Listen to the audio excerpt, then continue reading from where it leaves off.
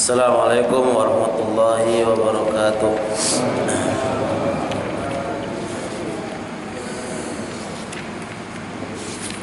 Innal hamdalillah nahmaduhu ta'ala wa nasta'inuhu wa nastaghfiruh wa na'udzu billahi min shururi anfusina wa min sayyiati a'malina may yahdihillahu fala mudilla lahu wa may yudlil fala hadiya lahu. Asyhadu an la ilaha illallah wahdahu la syarika lah wa asyhadu anna Muhammadan abduhu wa rasuluh. Amma ba'd, fa inna asdaqal hadits kitabullah wa khairal hadi hadi Muhammadin sallallahu alaihi wa alihi wasallam wa syarrul umuri muhdatsatuha fa inna kulla muhdatsatin bid'ah fa inna kulla bid'atin dhalalah wa kulla dhalalatin finnar. Alhamdulillah, pujian hanya milik Allah semata. Kita bisa ketemu kembali ya dalam rangka untuk mengkaji bareng-bareng ya hadis Al-Arba'in An-Nawawiyah yang ditulis oleh Imam An-Nawawi rahimahullah ta'ala, dan beliau termasuk ulama Syafi'iyah ya, ulama Syafi'iyah, bahkan beliau termasuk marji ya, marji, tempat kembali perselisihannya para ulama-ulama Syafi'iyah masa kini itu kembalinya kepada Imam An-Nawawi rahimahullahu ta'ala. Nah, kita masuk hadis yang ke-11. Hadis yang ke-11.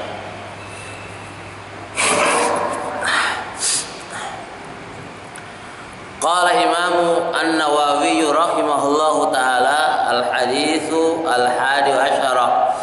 Hadis yang ke-11. Kita udah lewat 10 hadis ya. Kalau hafal Masya Allah ya. Kalau hafal Masya Allah.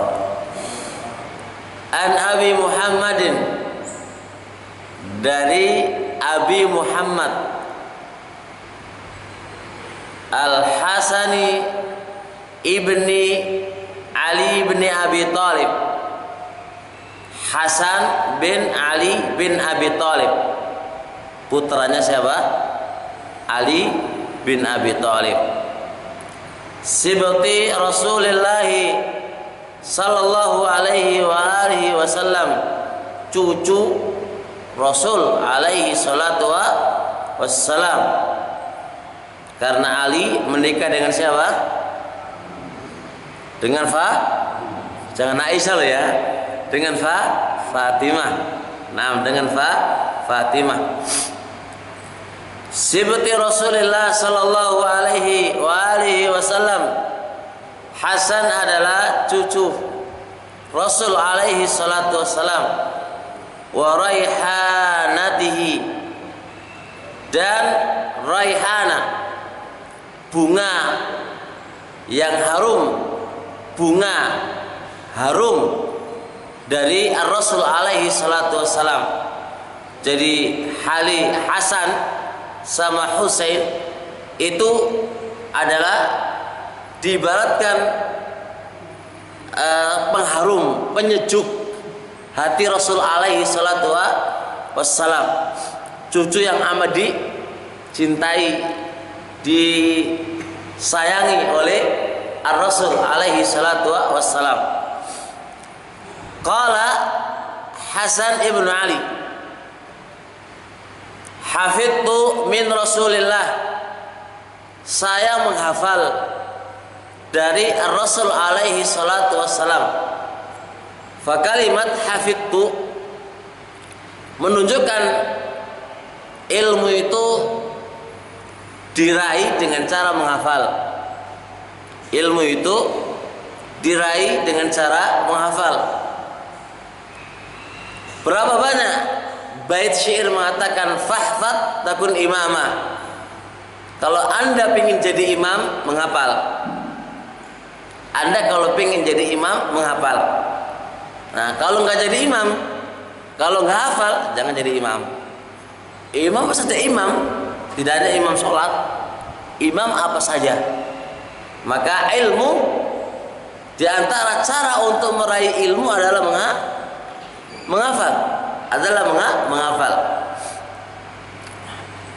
Hasan ibnu Ali, beliau mengatakan hafidtu min Rasulillah. Ini menunjukkan bahwasanya nggak ada istilahnya ilmu laduni, nggak ada istilahnya ilmu laduni. Bagaimana ilmu laduni?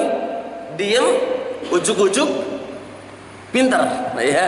Diam, ujuk-ujuk, pintar. Ini cucu Rasul alaihi salatu wassalam pengen ilmu itu dengan menghafal, dengan belajar. Lah, ketika ada seseorang yang mengatakan ilmu itu tak apal kabeh, bicara nih apal ilmu laduni katanya. Tidaklah ilmu laduni kecuali itu adalah dari selain Allah Subhanahu wa taala. Kalau memang itu ilmu, pasti dengan cara apa? Belajar. Lihat Nabi Yuna alaihi salatu wassalam. Ketika di Gua Hira disuruh nama Iqra. Qala lastu ana biqari. Saya nggak bisa baca. Kata malaikat Jibril, Iqra, baca. Lastu ana biqari. Saya nggak bisa baca. Iqra. Disuruh baca. Bukannya Nabi alaihi salatu wassalam diem, kemudian ujuk-ujuk pinter dhewe. Ya enggak. Butuh ta'alum, butuh belajar. Fa ashabu Rasulullah sallallahu alaihi wa alihi wasallam, Abu Bakar, Umar, Utsman dan yang lainnya, mereka jauh ilan Nabi, datang kepada Nabi alaihi salatu wassalam. Ta'allamu, mereka belajar dari Nabi alaihi salatu wassalam. Gak ada ceritanya mereka di rumah aja ujuk-ujuk pinter oleh nggak ada ceritanya. Mereka belajar. Nah, qala hafidtu min Rasulillah sallallahu alaihi wa alihi wasallam. Saya menghafal dari Rasul alaihi salatu wasallam. Da' ma yaribuka ila ma la yaribuka. Da', tinggalkan, ma yaribuka, apa-apa yang meragukanmu, ila ma la yaribuka, kepada apa-apa yang tidak meragukan kamu. Nah, jadi hadis ini maknanya ada dua hal. Hal ini meragukan, ini enggak meragukan. Yang meragukan tinggalkan. Ambil yang tidak meragukan. Contoh, senengan pas tawaf. Aku tadi berapa apa? Putaran ya? 5 apa 6? 5 apa 6? Pasti yang meragukan itu 6. 5-nya pasti. Ambil yang pasti. Berapa? 5, 6 ditinggalkan. Ini uang halal apa haram? Ini uang halal apa haram? Yang tidak, yang yakin, haram aja deh. Kayaknya, waduh, ya udah tinggalkan. Ini hadis termasuk kaidah yang umum. Kita disuruh kembali ke yakin. Yang nggak yakin, masykuk, ditinggalkan. Yang masykuk, yang ragu, ditinggalkan. Ambil yang yakin. Misal contoh, senengan yakin wudu. Aku tadi wudu. Ujuk-ujuk di tengah sholat, aku wudu apa raya? Kaidahnya tinggalkan yang ragu, ambil yang yakin. Anak tadi wudhu, sudah selesai. Selesai. Anda kentut, bukan kentut ya, mau kentut ini, perut ini muter-muter. Kira-kira aku mau kentut apa enggak ya? Kentut apa enggak ya? Tinggalkan yang ragu, wa Anda posisi enggak kentut, udah aman. Anda yakin kentut, ujuk-ujuk tiba-tiba kentut enggak ya? Kentut enggak ya? Ya enggak benar itu kalau itu ya. Berarti ambil yang yakin Anda itu kentut. Sesuatu yang ragu Anda harus buang. Itu kaidahnya. Itu kok kaidahnya. Jangan Anda menjadi orang yang syakkakan, orang yang ragu. Ya, Anda jangan menjadi orang-orang yang syakkakan, ragu, jangan. Yakin, yakin, yakin. Sebab syakkakan itu termasuk talbisnya iblis. Iblis itu akan menggoda Anda menjadi orang yang ragu, menjadi orang yang ragu. Jangan-jangan nanti sampai pada akhir, sopo sih Tuhanku? Masa Allah Tuhanku? Oh, Allah nggak ada wujudnya gini kok. Sampai ke arah sana. Maka buanglah ini semuanya dan ambil yang yakin. Ambil yang yakin. Sebagaimana petunjuk Rasul alaihi salatu wasalam, da'ma yaribuka ila ma la yaribuka. Jelas ini ya? Baik. Misal contoh juga, asal yang ada di dunia semua halal. Asal yang ada di dunia adalah asalnya halal. Terus antum makan mangga. Mangga kira-kira haram enggak ya? Haram enggak ya? Kembali ke asal yakin itu halal. Berarti yang ragu jangan makan aja mah nggak ada masalah. Makan aja nggak ada masalah. Urusan ibadah al asal adalah haram. Urusan ibadah al asal adalah haram. Amlahum sara'u minad dini ma lam ya'zan bihil. Allah mengingkari kepada orang-orang yang membuat syariat yang Allah nggak izinkan. Lalu Anda ragu, iki oleh apa ya? Oleh apa ya? Oleh apa? Urusan ibadah yakin Allah haramkan. Sesuatu yang ragu Anda tinggalkan. Tapi selama Anda yakin ini benar, jalani. Jalani. Maka urusan itu semuanya dikembalikan kepada yakin, dan itu adalah asal permasalahan. Itu adalah asal permasalahan. Asal permasalahan. Baik. Jelas ini insyaallah? Jelas. Baik, kasih contoh lagi. Ada seorang wanita di kampung sini, kampung ini ya, kampung ini. Seseorang itu ingin menikahi dia. Terus ragu, apakah ini mahram saya atau enggak ya? Atau ini saudara sesusu saya ataukah tidak ya? Gimana ini? Kita nikahi aja? Hah? Atau bagaimana? Kembali ke yakin. Asal wanita itu apa? Orang lain atau keluarga kita? Orang lain. Kita boleh menikahinya. Kita boleh menikahinya. Jadi semua itu kembalikan kepada kaidah asal. Kembali kepada kaidah asal. Jelas ya? Yang ragu tinggalin. Ambil yang yakin. Yang ragu tinggalin, ambil yang yakin. Dan insya Allah dengan mengambil hadis ini kita akan tenang. Kita akan tenang, nyaman, aman. Ya, berbeda dengan orang yang gimana terus nanti jadi pusing ya. Jadi pusing nanti. Kemudian selanjutnya qala Imam Nawawi rahimahullahu taala,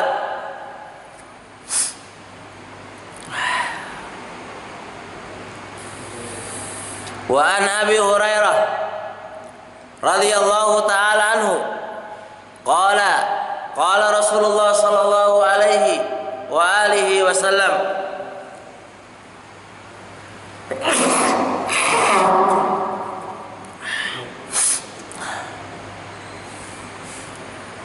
qala Rasulullah sallallahu alaihi wa alihi wasallam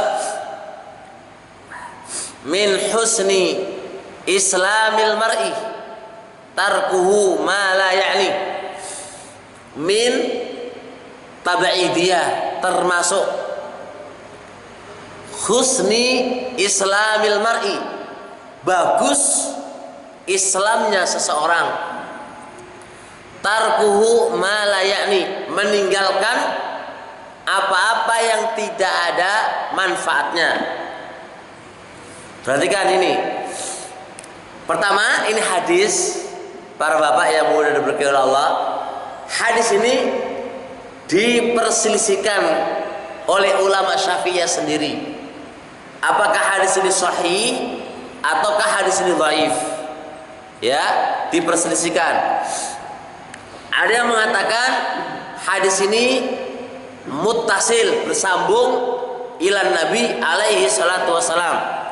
Ada yang mengatakan hadis ini mursal, tabi'in ilan Nabi, tanpa disebutkan siapa perantara antara tabi'in sampai kepada Nabi, namanya mursal.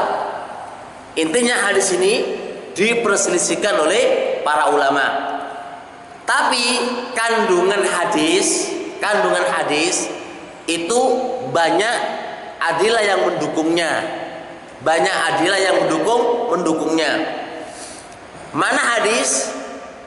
Kita kalau lihat Islamnya seseorang itu bagus ataukah tidak bagus, kita lihat orangnya.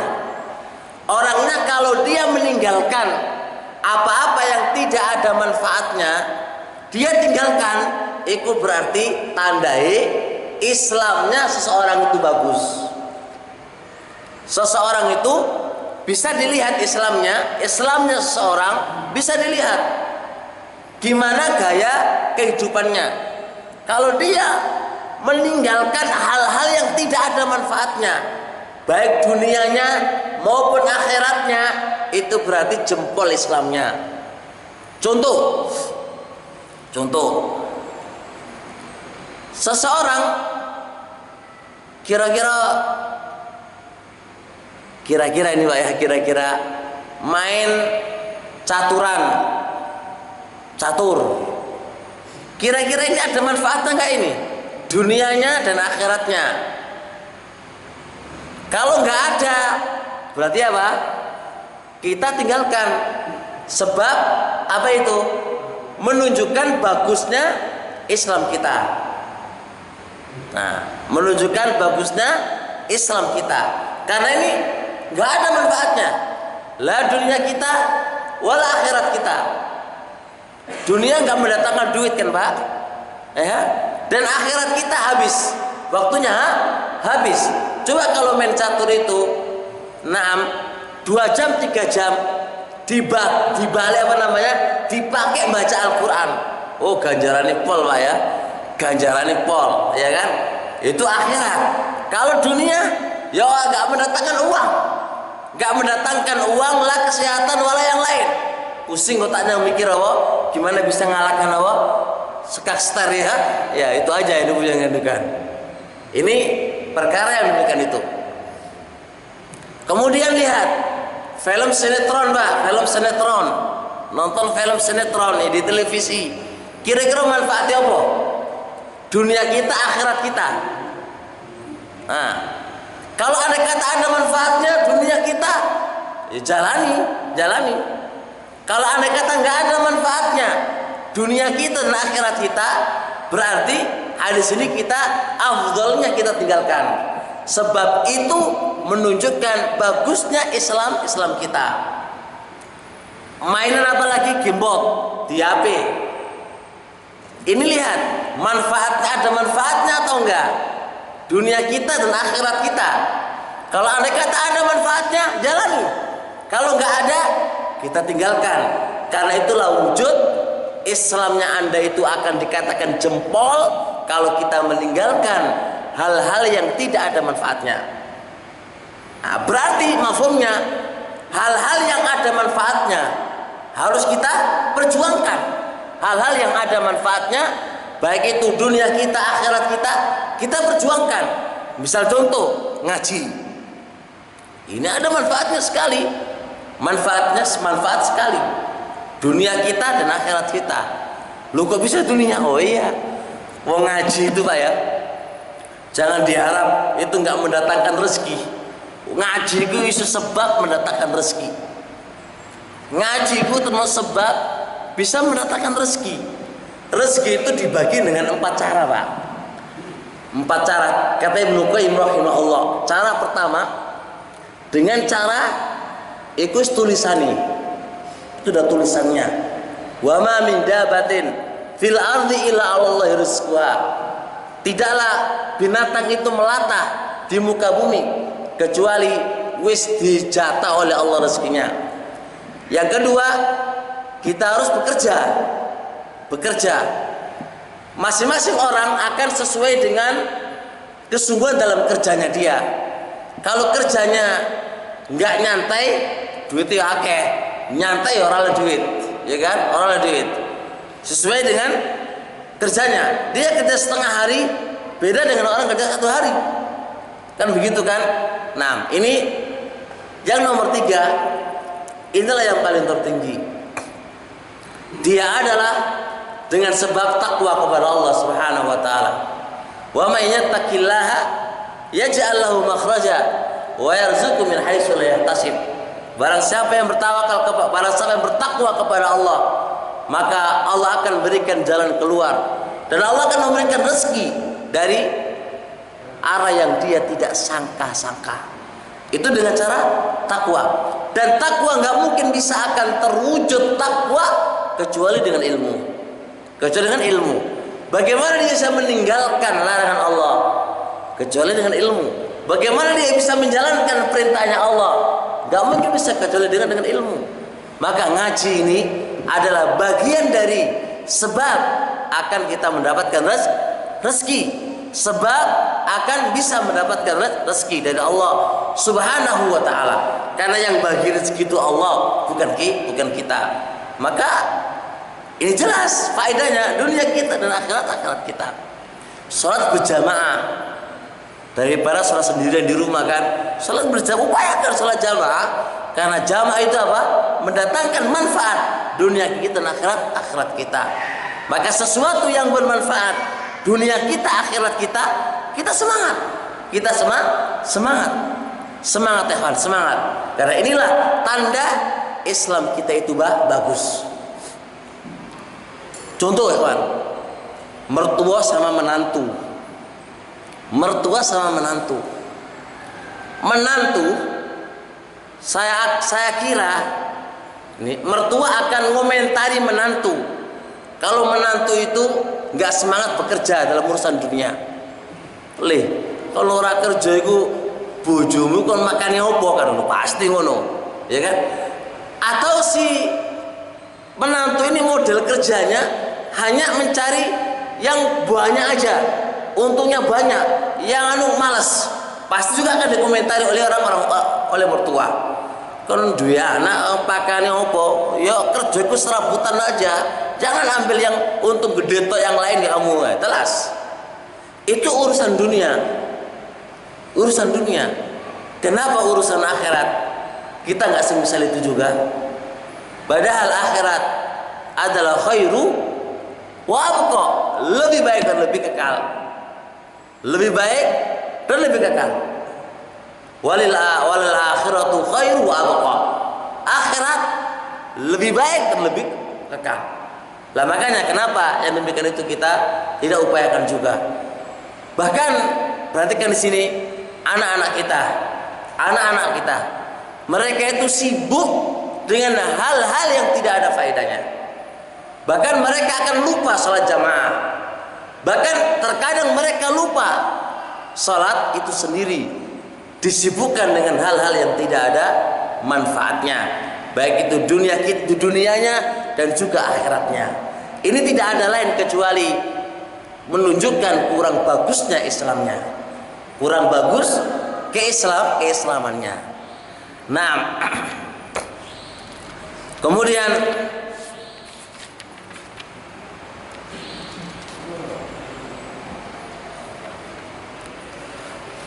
qala musannifu rahimallahu ta'ala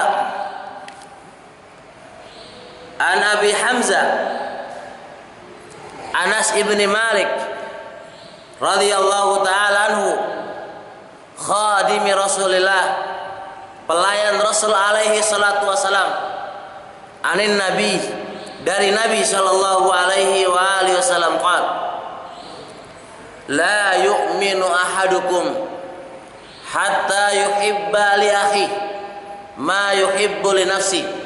Perhatikan kata Rasul alaihi salatu wasalam, la yu'minu ahadukum, tidaklah salah satu di antara kalian sempurna imannya, enggak sempurna imannya, hatta yuhibba li akhi, sampai dia mencintai saudaranya, ma yuhibbu li nafsi, sebagaimana dia mencintai dirinya sendiri.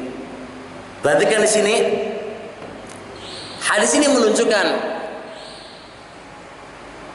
hendaknya kita memperhatikan orang lain sebagaimana kita memperhatikan diri kita. Dan gak mungkin seseorang itu bisa memperhatikan orang lain kecuali kadar keimanannya itu kuat.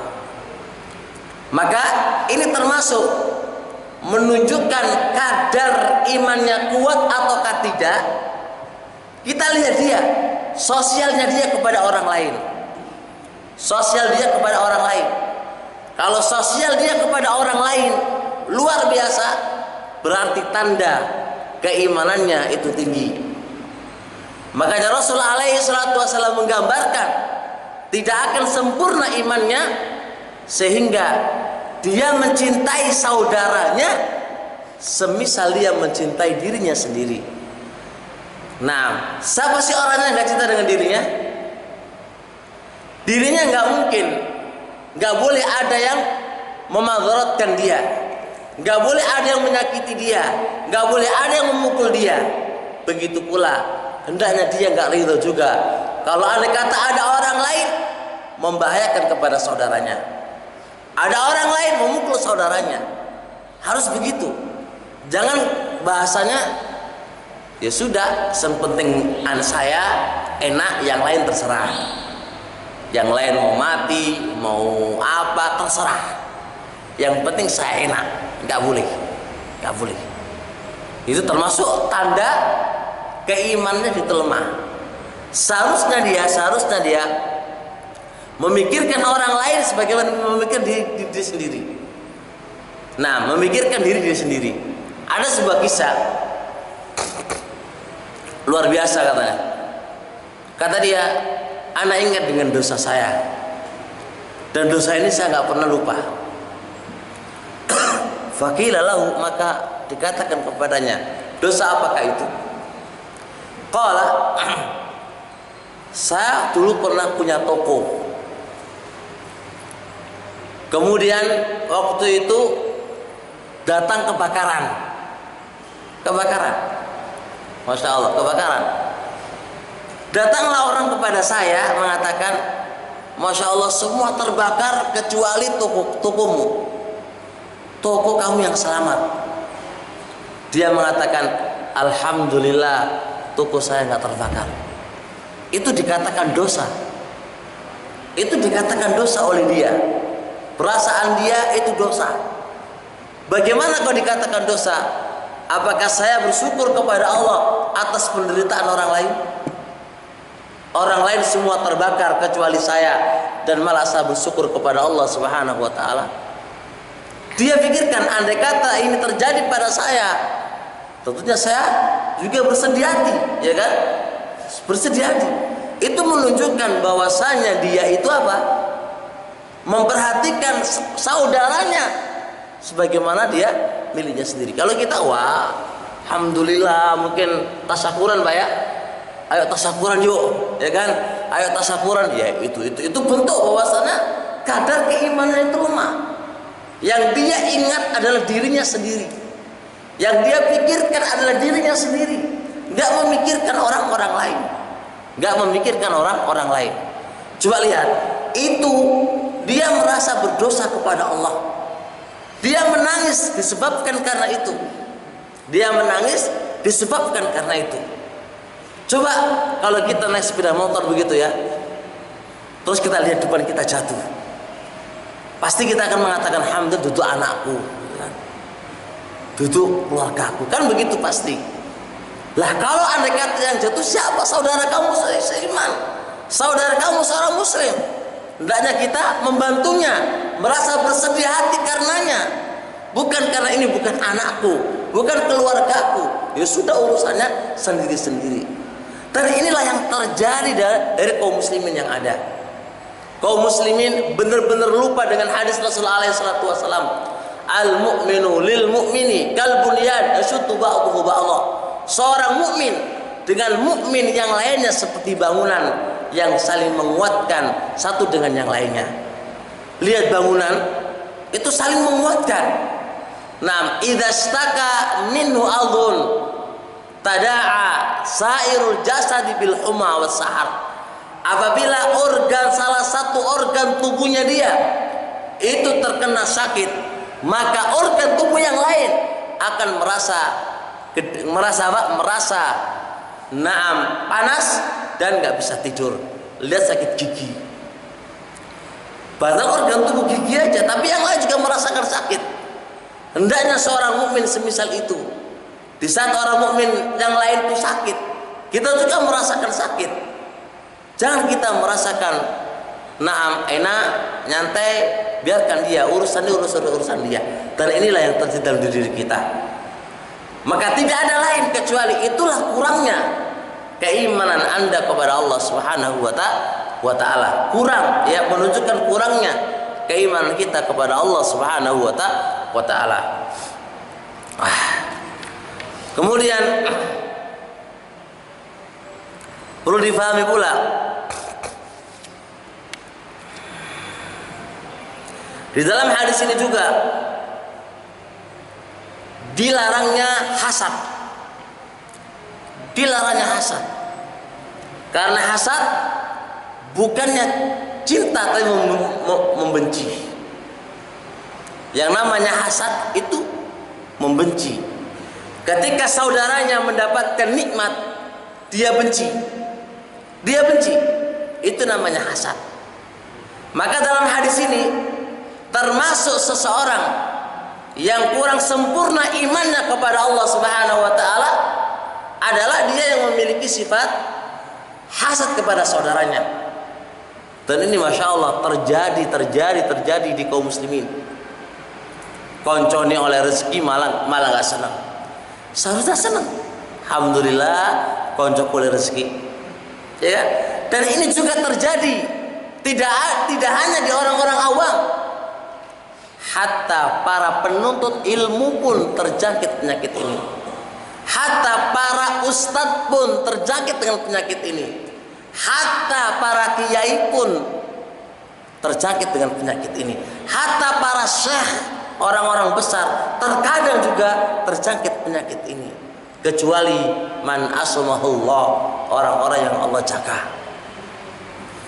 Dan perlu difahami, yang namanya dengki adalah sekedar hanya benci.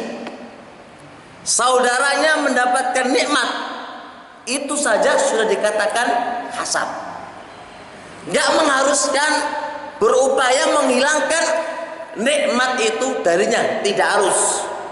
Sekedar hanya benci, gak suka temannya mendapatkan nikmat, itu saja sudah dikatakan hasad. Oh, si A itu santri ini akeh gitu kan, itu santri saiki nggak suka, jugu gak gelem ngomong, ya kan, nggak bicara gitu kan. Tonggone bar oleh duit, tuku TV, tuku mobil, ujug-ujug nggak nyopo ya, nggak ngomong. Nah, ini penyakit. Nah, penyakit. Ada yang Pak Ustadz ya kan, Kalau pas taklim banyak orang yang datang, pas ustadz satunya nggak ada yang datang, ujuk-ujuk apa? Nggak mau bicara wala apa. Ini semua adalah tanda hasad. Ini semua adalah tanda hasad. Lah, bagaimana dia akan mewujudkan hadis la yu'minu ahadukum hatta yuhibba li akhi ma yuhibbu nafsi? Sedangkan dia adalah hasad. Nggak bisa. Nggak akan bisa terwujud, nggak akan bisa terwujud. Nah, kemudian seterusnya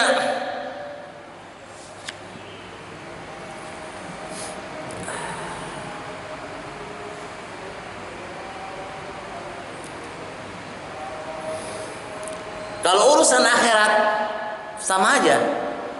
Kalau urusan dunia, ya kan, kita nggak boleh hasad. Kalau urusan akhirat, boleh nggak hasad? Boleh nggak hasad? Boleh. Urusan akhirat kayak gimana? Hah? Jangan hasad, nggak boleh kalau hasad. Kalau urusan akhirat, kita berupaya pengen semisal dia, tapi kita nggak suka. Tapi jangan sampai kita nggak suka.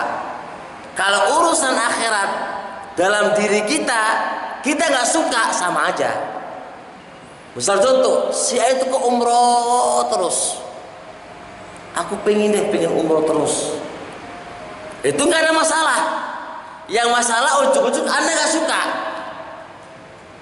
Jadi urusan akhirat nggak ada masalah. Artinya kita itu pengen semisal dia. Tapi jangan sampai terjangkit penyakit nggak suka. Nggak suka dia mendapatkan nikmat umroh, itu jangan. Ini namanya hasad. Jadi hatta urusan akhirat pun kita nggak boleh semisal ini. Bahkan kita berlomba-lomba, fastabiqul khairat, berlomba-lomba dalam kebaikan. Dia infak 100.000, kita infak 200.000. Dia lagi tahu 300.000, kita 400.000. Terus persaingan baik, tapi jangan sampai ada rasa benci satu dengan yang lainnya.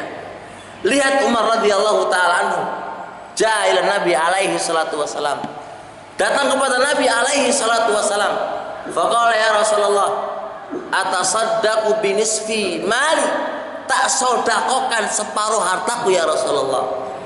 Perasaannya Umar, qala Umaru, hari ini saya bisa ngalahkan Abu Bakar. Hari ini saya bisa ngalahkan Abu Bakar. Karena separuh hartanya dibawa di depan Rasul alaihi salatu wasalam, diinfakkan di jalan Allah Subhanahu wa taala. Faja'a Abu Bakar. Katanya Abu Bakar, ya Rasulullah, atasaddaqu jami'a mali, tak sodakokan semua hartaku ya Rasulullah. Faqala Rasul alaihi salatu wasalam kepada Umar, antum tinggalkan untuk keluargamu apa? Masih separuh ya Rasulullah. Katanya Rasul, ya Abu Bakar, terus keluarga kamu tinggalkan apa? Qala Abu Bakar, tak tinggalkan keluargaku kepada Allah dan kepada Rasulullah. Persaingan ini. Faqala Umar, saya tidak akan bisa mengalahkan Abu Bakar, kapanpun nggak bisa mengalahkan Abu Bakar. Nggak ada istilahnya apa? Rasa dengki, rasa benci, nggak ada. Mereka berlomba-lomba dalam kebaikan. Nggak ada ceritanya berlomba-lomba langsung apa nggak mau bicara, wala ini, wala itu, nggak ada. Kita aja yang ada kan? Kita aja yang ada. Kita aja yang ada. Jadi kita tuh masya Allah ya, temannya infak banyak, kita komentari gaya Ipol gitu kan. Mau infak banyak-banyak kok dikomentari gaya Ipol. Ya kan, lah itu loh. Itu karena rasa nggak suka aja. Pengennya dia paling atas tapi nggak mampu gitu loh. Pengennya paling atas tapi nggak mampu dia. Sehingga mau nggak mau komentar. Ya, komentar lagi. Utang sakake kok. Oh, sodako samono kan. Wong Jawa kan utang sakake kok infak barang lah. Itu komentar kan. Urusannya apa kamu? Dengan punya hutang nggak punya hutang terserah kan. Dia mau sodako. Tapi yang namanya manusia, itu aja komentarnya. Lah itulah barakallahu fikum, dan itulah semua nggak terwujudkan di dalam hadis tadi, la yu'minu ahadukum hatta yuhibba li akhi ma yuhibbu li nafsi. Sebagaimana kita para bapak para ibu yang sudah diberkahi Allah, nggak suka diri kita itu bodoh. Begitu pula kita nggak suka orang lain juga bodoh. Jadi nggak ada istilahnya pelit ilmu, nggak ada istilahnya pelit ilmu. Sebagaimana saya juga nggak suka diri kita itu bodoh, jadi kita ajarkan orang lain supaya orang lain itu nggak bodoh, ya kan? Sebagaimana diri kita, nggak suka fakir, nggak suka miskin, ya kasih tahulah ke orang lain cara supaya dia bisa bekerja. Kalau ini benar-benar terwujud, masya Allah, ukhuwah Islamnya kuat sekali. Ukhuwah Islamnya akan kuat sekali, dan akan melihat bagaimana Islam itu, bagaimana Islam. Ternyata Islam itu mengajarkan tata tertib, mengajarkan apa? Persatuan dengan bagus, dengan bagus. Nah,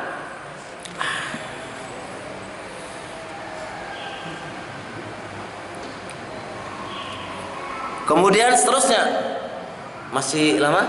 Berapa menit lagi? 10 menit lagi? Dah, kita tutup. Barangkali ada yang bertanya. Fadhal, monggo.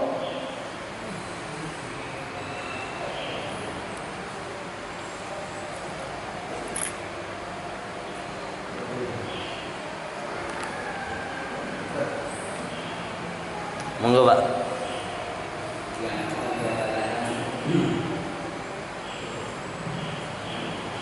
Assalamualaikum. Saya akan bertanya tentang layu minum atau tidak sempurna iman tadi. Apa? Layu minum atau tidak sempurna iman seseorang tadi. Itu apakah menjadi kafir atau bagaimana? Mohon dijelaskan, Pak. Assalamualaikum warahmatullahi wabarakatuh. Makanya tadi kita terjemahkan la yu'minu. La yu'min itu memiliki dua pengertian. Ada istilahnya nafyul imanil mutlak, ada istilahnya nafyu mutlakul iman. Ini kalau kita kaji akidah, ilmu akidah secara meluas, kita akan dapatkan nafyul imanil mutlak. Penafian iman secara mutlak ini menyebabkan kafir. Ada istilahnya nafyu mutlakil iman, ya, penafian mutlaknya iman. Ini adalah nggak kafir. Penafian bagian dari iman, bagian dari iman. Maka yang dipahami oleh ahlus sunnah wal jamaah, yang dipahami oleh ahlus sunnah wal jamaah, semua hadis yang semisal ini adalah nafyu mutlakil iman, penafian mutlaknya iman, artinya penafian bagian dari iman. Makanya kita terjemahkan tidak sempurna imannya. Dia punya iman, cuma nggak sempurna. Dia punya iman, cuma dia nggak sempurna. Jadi nggak kafir. Jadi nggak kafir. Seseorang yang mementingkan dirinya sendiri itu adalah tanda imannya kurang. Bukannya tidak ada iman, bukan. Paham ya? Bukan tidak ada iman.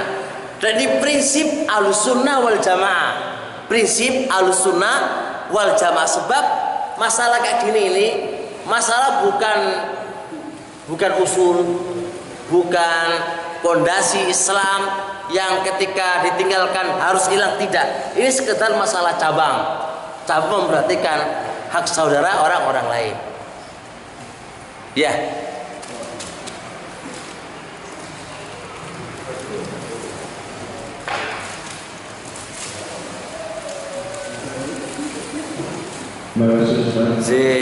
Ada pertanyaan dari teman yang dia bekerja di tempat yang kurang bagus lah.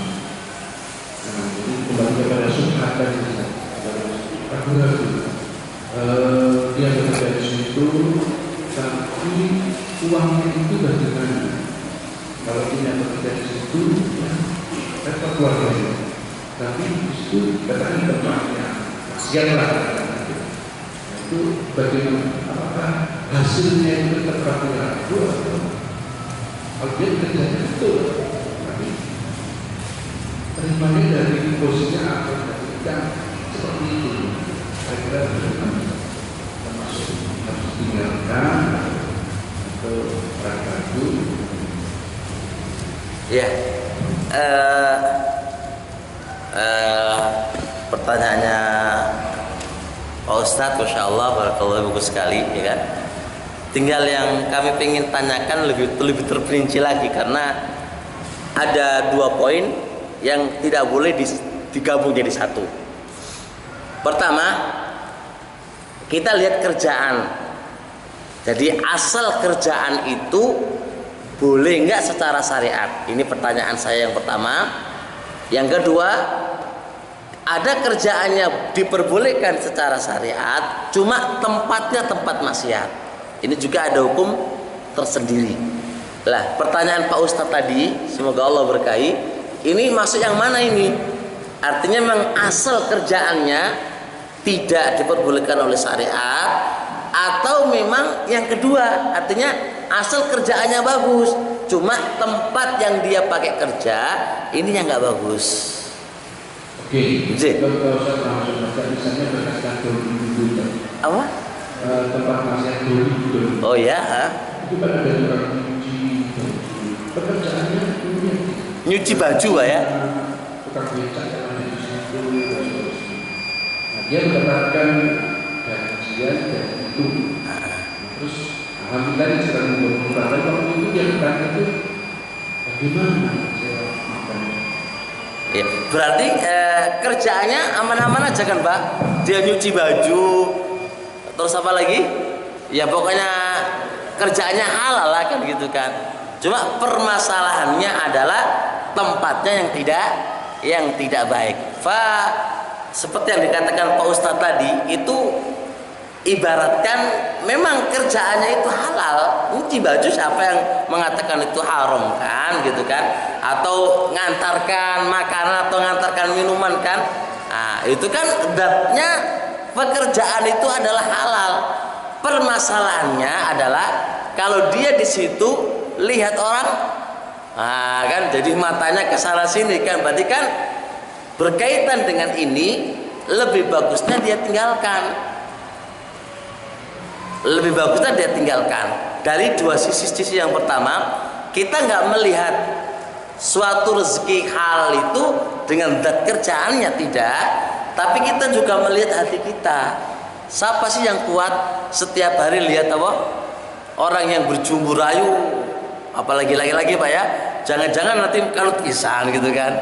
Iya kan? Nah, ini yang pertama. Yang kedua, apapun keadaannya ini bisa terkondisikan.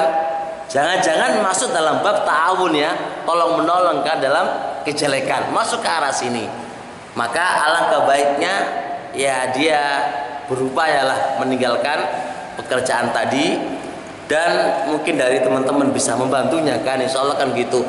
Ana ingatkan lagi satu hadis Rasulullah SAW, man taraka syai'an lillah awadallahu khairan minhu. Barang siapa yang meninggalkan sesuatu itu karena Allah, pasti Allah akan ganti yang lebih baik. Insya Allah Allah akan ganti yang lebih baik dengan teman-teman ngasih kerjaan dia atau yang lain. Dan ini harus ditolong, ya harus ditolong ya, harus ditolong. Jangan sebagian kita udah dapat rezeki, ya wis kanggo aku dhewe lah. Jangan, kasih peluang orang lain yang mereka juga butuh dana, apalagi dia termasuk tulang punggung keluarganya kan. Dibantulah teman-teman itu supaya dia bisa terjauhi dari tempat-tempat yang Allah Subhanahu wa taala tidak ridai tadi. Gimana Pak Ustaz? Paham insyaallah? Alhamdulillah. Assalamualaikum. Salam. Begini Ustaz, saya baca buku ya, beberapa hadis, baca beberapa hadis. Tapi dalam pelaksanaan, dalam aplikasi di lapangan, saya banyak melihat hadis dari Aisyah radhiyallahu anha yang menurut saya kuat, artinya sahih, tapi dalam praktek aplikasi di lapangan, tidak pelaksanaan beragama ini dikalahkan oleh hadis saya banyak ada beberapa. Padahal yang kita tahu Aisyah itu istri Nabi. Jadi kalau saya itu pas dalam masalahnya dalam coba didapat oleh hadis yang mungkin juga saya juga, tapi bukan dari Aisyah. Terima kasih. Ya, pertanyaannya Bapak, semoga Allah berkahi.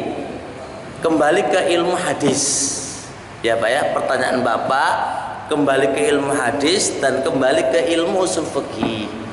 Jadi ilmu usul fikih atau ilmu hadis di dalam menentukan beberapa hadis yang dohirnya terjadi kontradiksi Pak ya, itu dan nggak bisa dikompromikan ya. Berarti kan kaidah usul fikihnya ketika lihat hadis yang terjadi kontradiksi harus dikompromikan dulu Pak ya. Kalau nggak bisa dikompromikan harus dipilih salah satunya ya.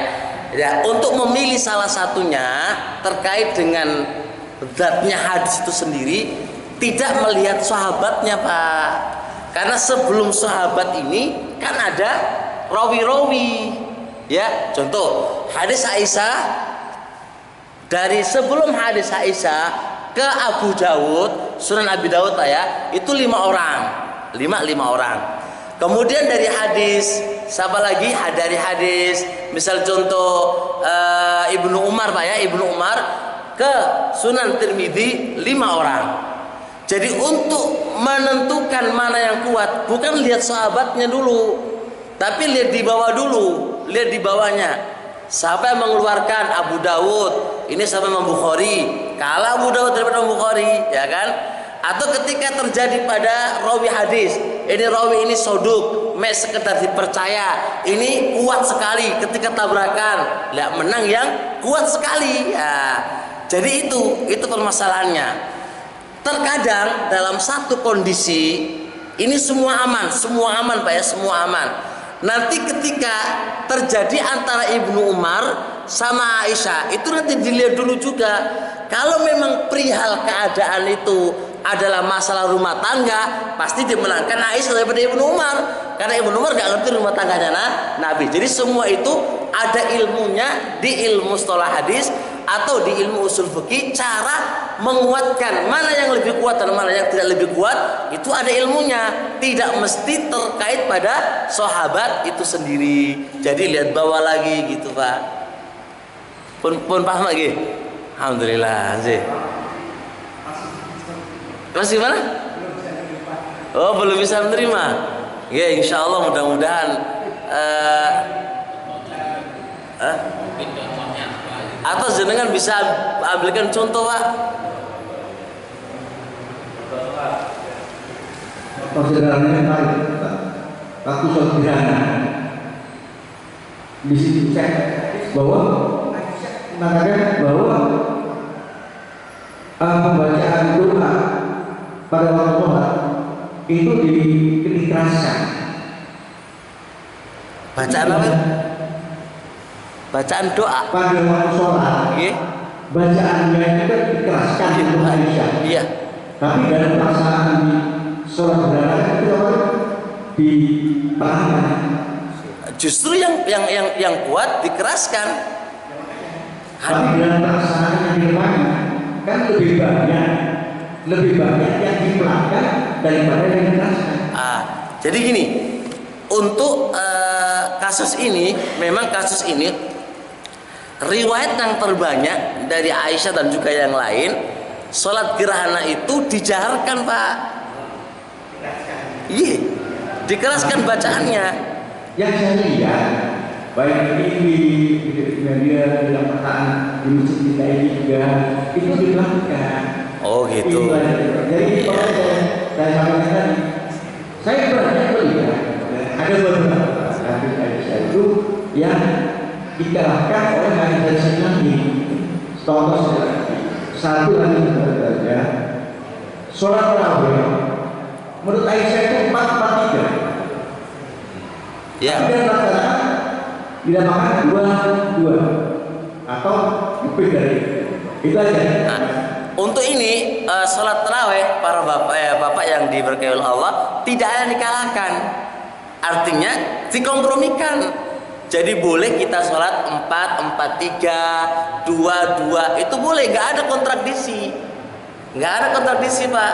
Jadi cara main usul fikihnya yang diajarkan oleh ulama-ulama Syafi'iyah ini nggak ada kontradiksi. Artinya Aisyah radhiyallahu taala anha melihat Nabi 443, Ibnu Umar melihat Nabi dua-dua, nggak ada kontradiksi. Kalau begitu qadhiyah ini, perkara ini dijalankan kadang-kadang 443, 22 itu semua aman, boleh-boleh aja.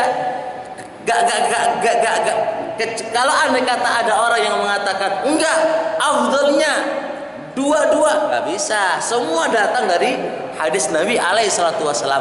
Itu istilahnya ilmu usul fikihnya ikhtilafut tanawwu', berbeda macam tapi masing-masing ada hadisnya dan ada dalilnya, itu boleh diamalkan, nggak ada masalah, nggak ada masalah Pak. Jadi justru barakallahu fikum.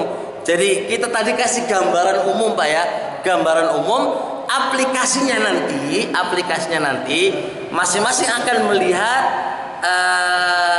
sisi kontradiksinya di mana gitu kan Pak ya, dan bagaimana cara menguatkannya. Kayak kasus salat gerhana, justru kalau salat gerhana banyak ulama Syafi'iyah menguatkan, dikeraskan, dan itu yang saya pilih karena memang adillah dari yang hadis Nabi alaihissalatu wassalam dan riwayat yang banyak sekali Aisyah itu mendengar dan melihat dikeraskannya.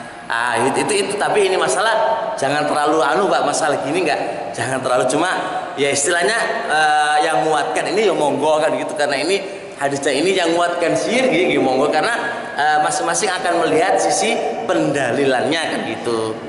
Iya.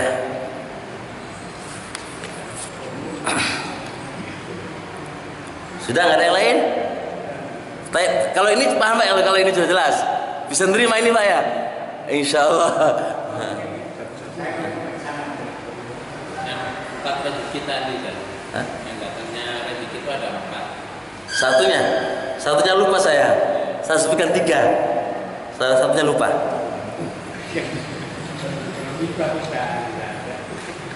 Iya, satunya lupa.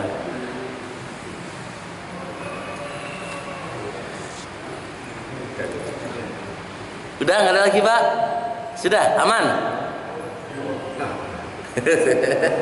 Belum bisa dipahami kan? Ya, barakallahu fikum. Ini loh insyaallah faedahnya ngaji Pak ya. Faedahnya ngaji, ada unek-unek, barangkali mungkin sharing lah kan Pak ya. Mungkin yang lain punya tambahan ilmu gitu kan Pak ya. Tapi kalau kita nggak ngaji kan nggak tahu kan. Jadi ini namanya ya nambah wawasan, atau saya juga bisa dapat faedah dari Bapak juga kan gitu. Jadi saling menambah satu dengan yang lainnya. Inilah yang namanya akan terjadi penambahan ilmu lewat yang demikian ini. Baik, sampai di sini dulu insyaallah. Subhanakallah bihamdik, syahadu alla ilaha illa anta astaghfiruka wa atubu ilaik. Assalamualaikum warahmatullahi wabarakatuh.